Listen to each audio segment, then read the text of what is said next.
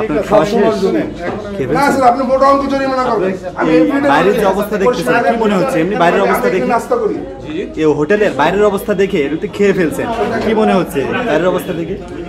খুব সুন্দর, হ্যাঁ। এখন যদি ভিতরের পরিবেশ দেখছেন কি অবস্থা, ওয়াশরুম এবং রান্নার যে প্রক্রিয়া সব এক জায়গায়, ময়লা সব এক জায়গায়। এটা মনে হওয়ার পরে, এটা দেখার পরে খাইছেন কে, মানে কেমন লাগতেছে? খারাপ, অবশ্যই খারাপ লাগতেছে, শুনে খারাপ লাগতেছে। সেটাও দেখতে পারেন, সেটা আমি ওইভাবে রান্নাঘর থাকে। আপনি বলেন স্যার, হ্যাঁ একটা মানুষ করতে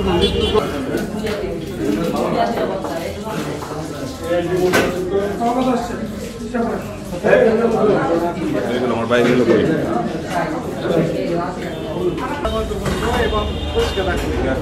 তো ওই সাইডে দাঁড়ান, ওই সাইডে দাঁড়ান, ঘুরে দাঁড়ান একটু। হ্যাঁ হ্যাঁ দাঁড়ান। ওইখানে আপনি আমাদের কাছে মানে টয়লেট আপনি মাঝখান থেকে এখন ভাই উল্টে গেলেন, সবজি ধান, এটা তো ঠিক নয়।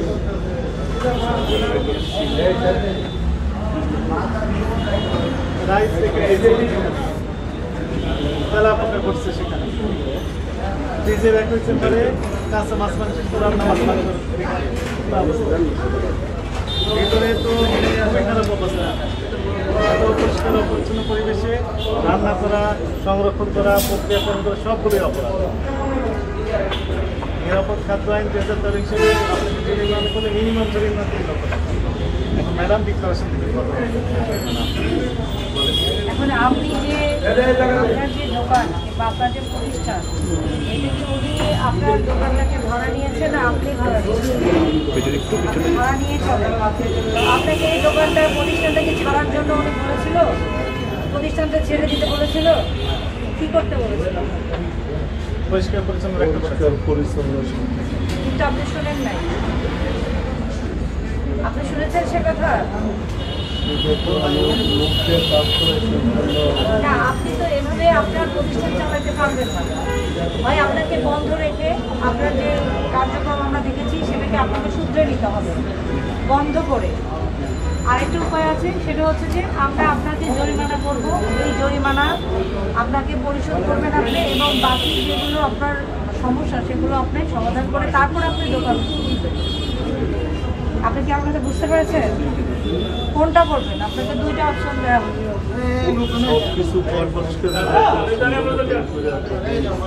আচ্ছা, তাহলে আপনার যে টয়লেটটা, আপনার টয়লেটটা ওখানে বন্ধ করে দিতে হবে।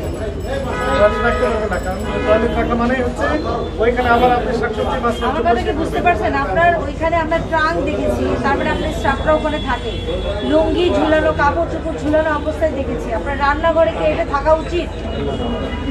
তাহলে আপনি এটা কেন রেখেছেন? আপনার ভাতগুলো যেভাবে আছে, এই সিনারিওগুলো যদি, এটা যদি কেউ বাইরের লোকজন দেখে আপনার দোকান চলবে না, মানুষ আর খেতে আসবে না।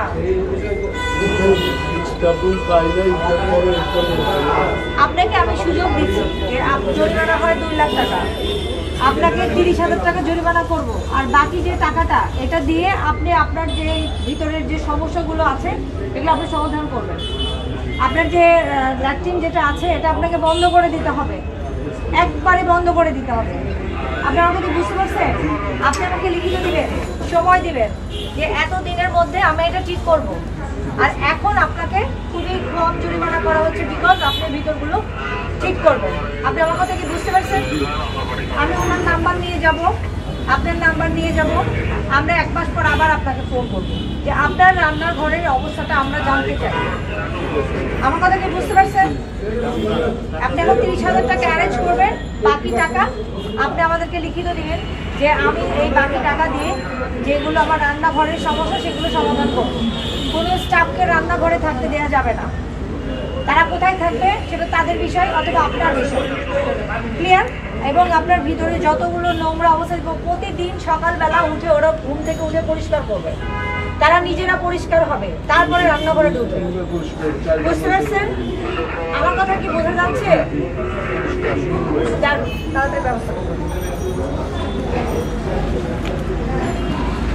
সমাধান করবে,